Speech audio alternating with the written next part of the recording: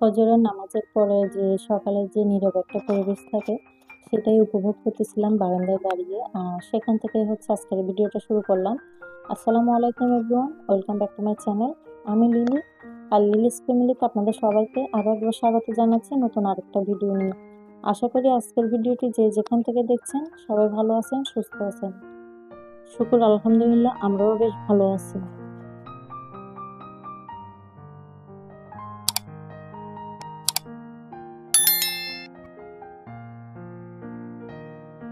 এরপর এই যে পুরো পরিবার হচ্ছে একসাথে সকালের নাস্তাটা সেরে নেওয়ার চেষ্টা করতেছিলাম। তো আমার বাসায় বেশিরভাগ সময় কিন্তু বাসায় রুটি বা পরোটা ওইভাবে তৈরি করা হয় না। বেশিরভাগ সময় দেখা যায় যে বাইরে থেকে আপনাদের ভাইয়া রুটি বা পরোটা নিয়ে আসে। সেগুলাই হচ্ছে আমরা সকালে গরম করে তারপর নাস্তাটা করে নিই। কারণ দেখা যায় ছোট ৩ বাচ্চা নিয়ে অনেক সময় রুটি বা পরোটা তৈরি করতে গেলে হচ্ছে গিয়ে আপনাদের ভাইয়ের অফিসে অনেকটা লেট হয়ে যায়। তো সকালের নাস্তাটা কিন্তু আমাদের সবার জন্য অতি গুরুত্বপূর্ণ একটা বিষয়। কারণ সকালের নাস্তাটা কিন্তু আমাদের সারাদিনের কাজের এনার্জিটা যোগায়। আমরা যারা ঘরে বা বাহিরে যে যেখানে কাজ করতে যাই না কেন, অনেক সময় দেখা যায় তাড়াহুড়ার কারণে কিন্তু এই সকালের নাস্তাটা ঠিকভাবে করতে পারি না। তবে সবাই চেষ্টা করবেন যে সময় নিয়ে একটু সকালের নাস্তাটা ভালোভাবে করে নেওয়ার। কারণ এটাতেই কিন্তু পুরো দিনের একটা এনার্জি থাকে। তো আপনাদের ভাইয়া কিন্তু যখন আমার ছেলে ২ টা আরো ছোট ছিল, মেয়েটাও ছোট ছিল, তখন কিন্তু এইভাবে সকালের নাস্তাটা করে যেতে পারতেন না বাচ্চাদের কারণে। তো উনি বেশিরভাগ সময় দেখা যেত বাইরে নাস্তাটা করতে, কিন্তু এখন আর সেটা করতে দিই না। মাঝখানে এই বাইরে নাস্তা খাওয়া নিয়ে কিন্তু অনেক ঝামেলা হয়েছে ওনার। কোলেস্ট্রলটা অনেক বেড়ে গিয়েছিল। তো সেটা নিয়ন্ত্রণ করার জন্যই বিগত ১.৫ বছর ধরে হচ্ছে বাসায় সকালের নাস্তাটা করে যাওয়ার জন্য বেশি চেষ্টা করি। আর তারপর এই যে চলে আসলাম কিচেনে। আর আমার এই যে কিচেনের বেসিনটা আপনারা দেখতেছেন, এটা কিন্তু খুবই বাজে একটা বিশ্রী দেখতে দেখা যায় একটা বেসিন এরিয়াটা। কারণ এই যে বেসিনটায় অনেকটা কালো একটা দাগ। তো আমি জানি না এই দাগটা কি করলে বা কিভাবে পরিষ্কার করা যায়। এই যে দেখেন বেসিনের ভিতরে যে কি কালো একটা দাগ, এটা কিন্তু আমি এই বাসায় আসার পরে অনেকবার চেষ্টা করছি। মানে হারপিক দিয়ে বলেন, মানে বিভিন্ন ধরনের মেডিসিন দিয়ে চেষ্টা করছি মানে এই দাগটা তোলার, বাট আমি তুলতে পারি না। আপনাদের কারোর কোনো যদি সহজ পদ্ধতি জানা থাকে নিশ্চয়ই কমেন্টে জানাবেন, এতে করে আমার অনেক বড় উপকার হবে। তো আমি সর্বপ্রথম হচ্ছে গিয়ে ভাতটা বসাই দিচ্ছি চুলায়। সরি, চুলায় না, রাইস কুকারে। আমি সবসময় রাইস কুকারে রান্না করি।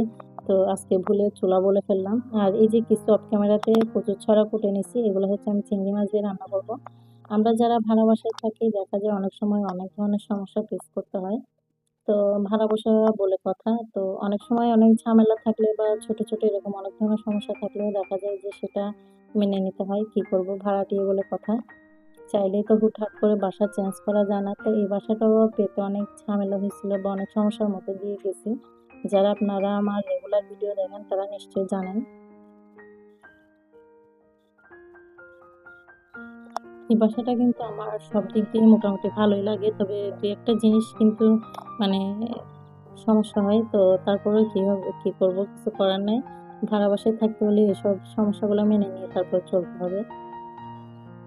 এই যে আমি কচুর ছড়াটা কিন্তু চিংড়ি মাছ দিয়ে বসাই দিয়েছি রান্নার জন্য। আর এরপর হচ্ছে আমি কিছু তিতা করলা ভাজির জন্য কুটে নিব। তো মেয়ে আর ছেলে হচ্ছে বেশি দুষ্টামি করতেছিল, সেই জন্য হচ্ছে চিন্তা করলাম একটা তরকারি কুটে আগে বসাই দিই আর তারপর হচ্ছে আরেকটা বসাবো। তো সেই জন্য আগে এটা বসাই দিয়ে হচ্ছে আমি তিতা করলাটা কুটে নিব ভাজির জন্য। আর তা না হলে দেখা যাবে এই একটা রান্না করতে পারবো কি পারবো না সেটাও একটা সমস্যায় পড়ে যেতে পারি। তো সেই জন্য চেষ্টা করছি যে আগে একটা হলে একটা তরকারিটা আমি রান্নাটা সেরে নিই।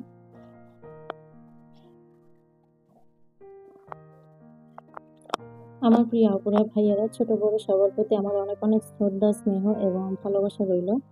যারা আমার ভিডিওগুলো রেগুলার দেখেন এবং যারা আজকে নতুন ভিজিট করতেছেন সবাইকে রিকোয়েস্ট করব যে ভিডিও শুরুতে আপনারা একটা ছোট্ট লাইক দিয়ে তারপর ভিডিওটা কন্টিনিউ করবেন।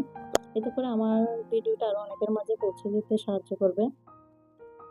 আর যারা নতুন আজকে আমার চ্যানেলে ভিজিট করতেছেন তাদেরকে বলবো আপনাদের যদি দেখতে দেখতে কোনো একটা অংশ ভালো লেগে থাকে তাহলে আমার চ্যানেলটা সাবস্ক্রাইব করে নেবেন এবং আমার পরিবারের পাশে থেকে যাবেন। যারা অলরেডি এই কাজটা করে দিয়েছেন সবাইকে আন্তরিকভাবে অনেক অনেক ধন্যবাদ জানাই।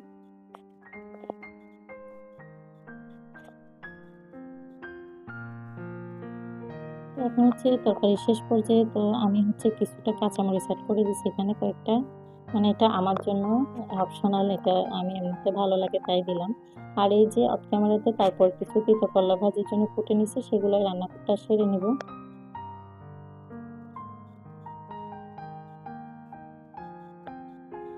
আজকে হচ্ছে তেমন মাছ মাংস কিছুই রান্না করতেছি না, কারণ এর গতকালকে যে মাংসগুলো রান্না করছিলাম তার কিছুটা রয়ে গেছে। তো চিন্তা করলাম যেহেতু মাংস রান্না রয়ে গেছে, তাহলে দুটো সবজি রান্না করে নিই, এতেই হচ্ছে আজকের দিনের মানে দুপুর আর রাতের খাবারটা হয়ে যাবে। সেজন্য আর বেশি ঝামেলায় না যেয়ে তারপর শর্টকাটে রান্নাটা সেরে নিলাম।